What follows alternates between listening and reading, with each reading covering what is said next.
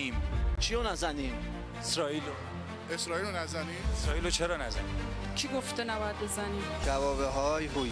اصلا برای ایران خیلی بده که اگه نزنه باید بزنه. باید پاسخ بدیم چون اسرائیل پررو میشه. وقتی زدن باید بزنیم دیگه. در هر صورت که باید جلوش بایستیم دیگه، جلوی اسرائیل باید ایستاد. باید یه پاسخ قاطع و محکمی داده بشه. باید پاسخی باشه که دیگه همچین اجازه به خودش نده که بخواد تکرار کنه. مرحبا لشکر حزب الله، مرحبا جیش رسول الله.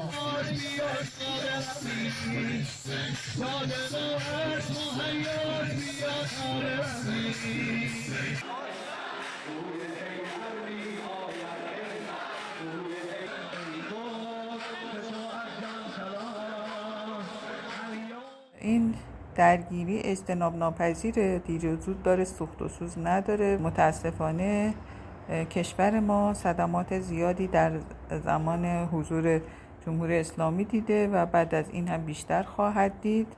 ولی زورش نمیرسه که بخواد واقعاً با ارتش خودش جلوی یه ارتش مثل اسرائیل وایسه و اینو خودشون دقیقاً میدونن. من هر حکومتی در ایران در حاکمیت بود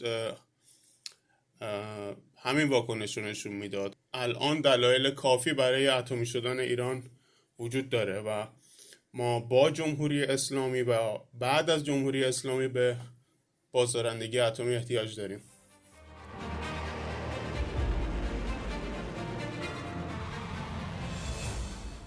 نباید جنگی آغاز بشه و فکر میکنم که سران جمهوری اسلامی هم در این باره تأمل دارند و فکر نمی کنم اونها هم یک جنگ بزرگ و تمام عیار رو به نفع ایران بدونن.